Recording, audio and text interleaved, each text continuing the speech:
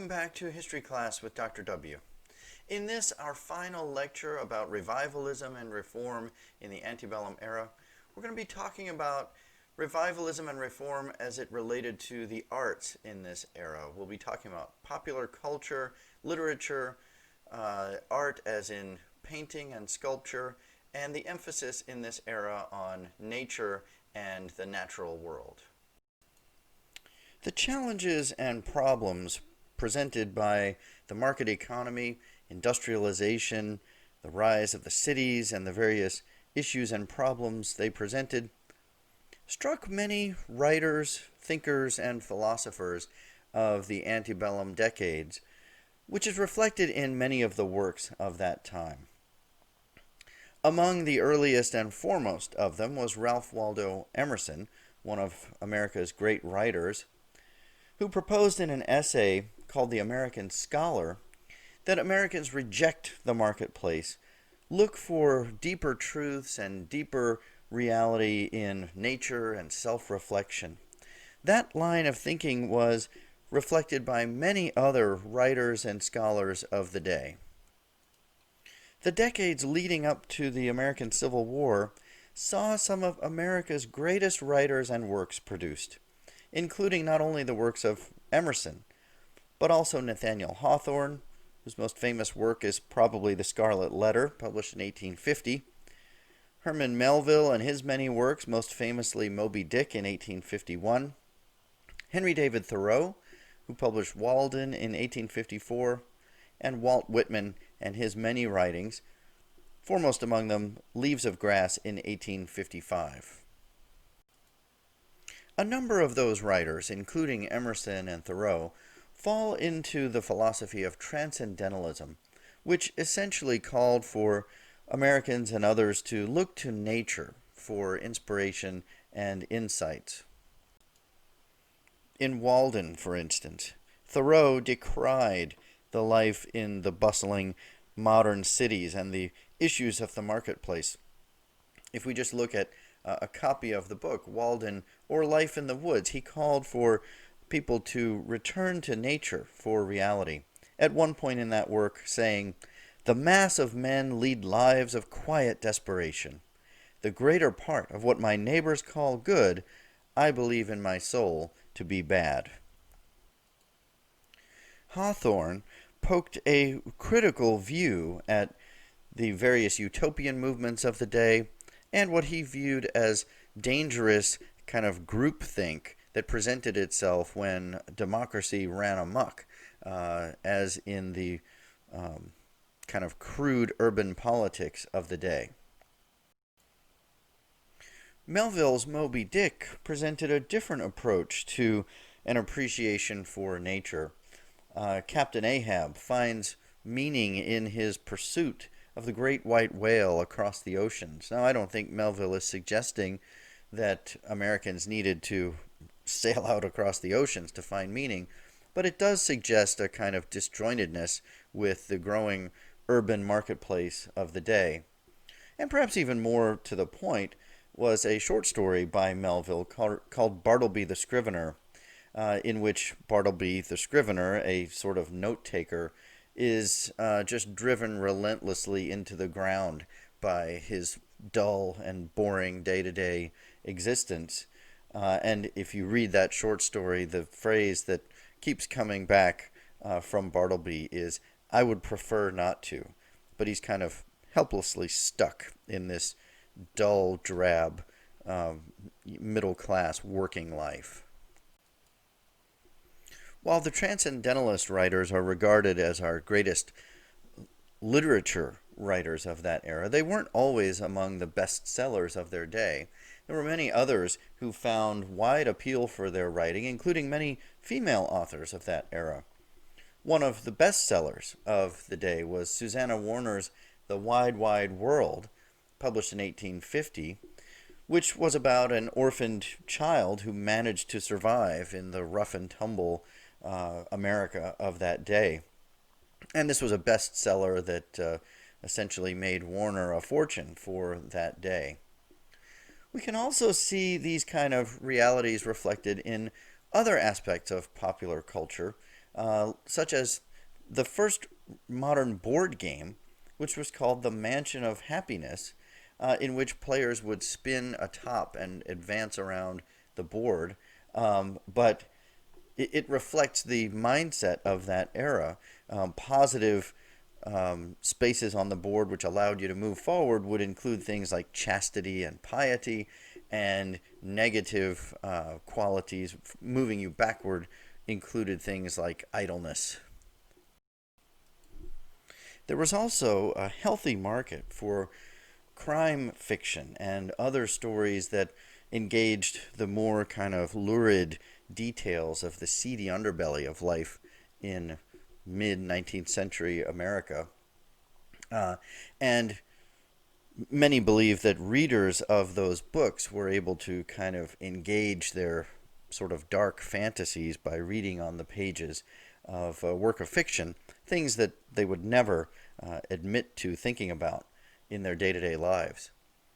One writer who managed to capture both sides of this, both writing in a legendary high literature kind of quality, but also embracing the sort of darker sides of society that drew a popular audience, was the great writer Edgar Allan Poe, whose stories like The Telltale Heart and The Cask of Amontillado, a poem like The Raven, all kind of tap into some dark, depraved elements of the human mind, but also captivated readers and drew him a wide audience.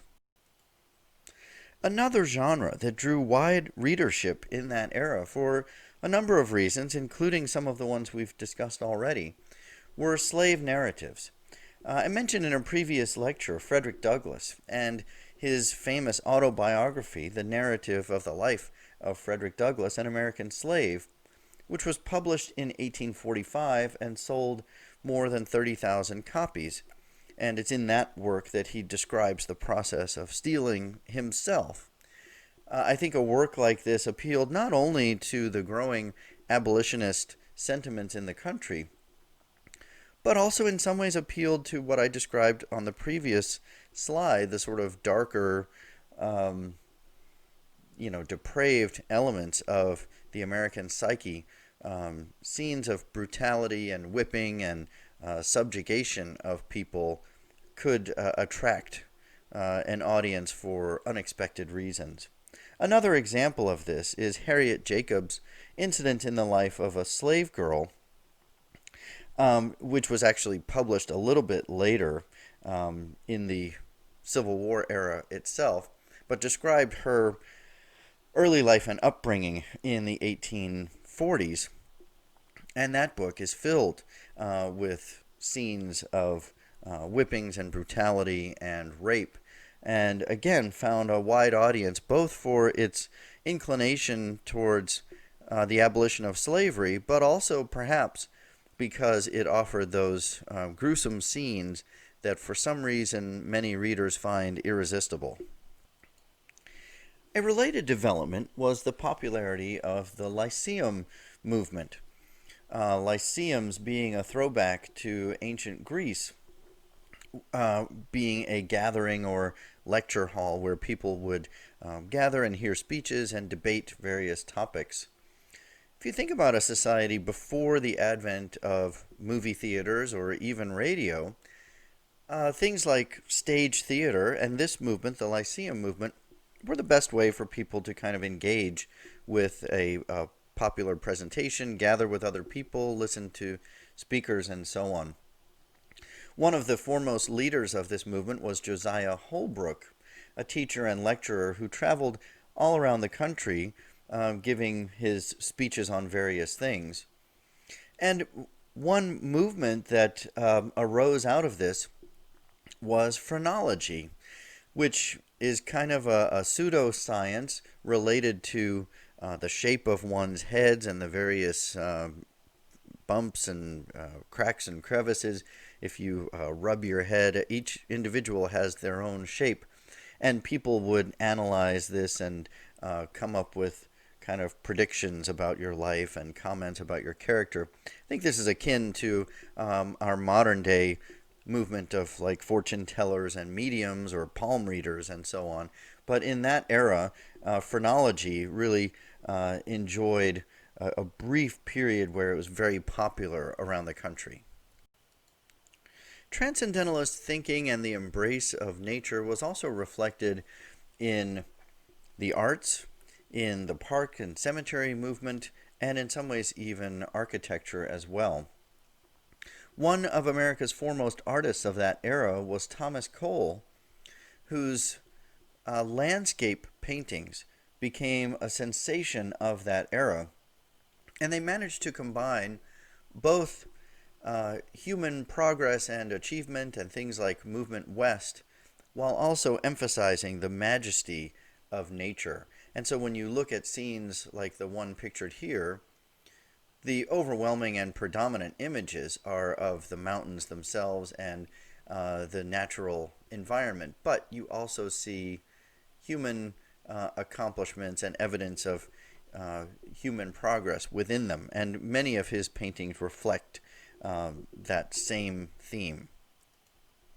If Thomas Cole was putting nature down on canvas, others were trying to restore nature into the midst of America's growing and bustling cities, which early on were built with very little forethought or what we would call urban planning. Buildings were just sort of piled on top of each other, and all evidence of nature was ground out as the cities grew. Designers like Frederick Law Olmsted, who was the chief designer of Central Park in New York City, which opened in 1859, wanted to restore some green space to the inner cities. And Central Park is reflective of that, in the middle of what is becoming one of, well, certainly the biggest city in the United States, but one of the foremost cities in the world. You have this vast expanse of rolling hills, ponds, lakes, woodlands, and other sort of natural retreats.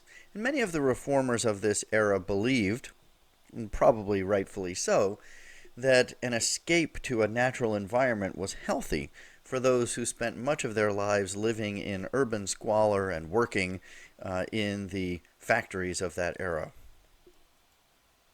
There was a similar movement among designers of cemeteries as well.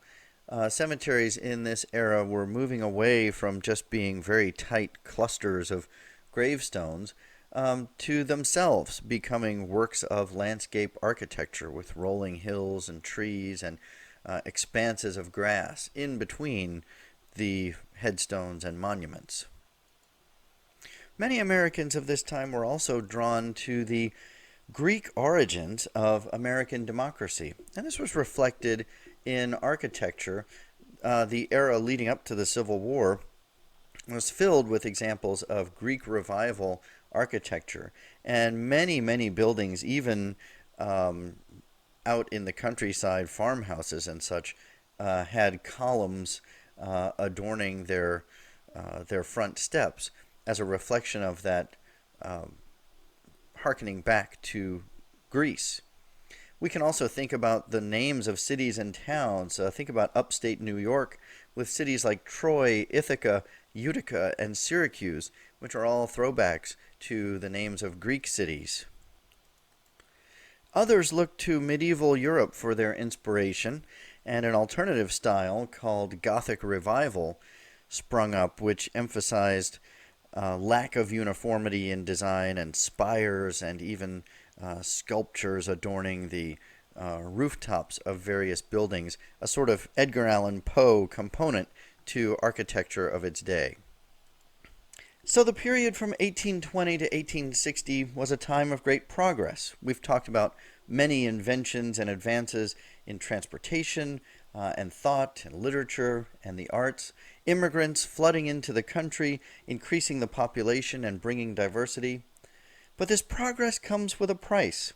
Factories and plants polluting waterways and nature, mixing of races and ethnic groups causing tension and conflict in the cities. All of these problems will cause tensions that we will talk more about in the lectures.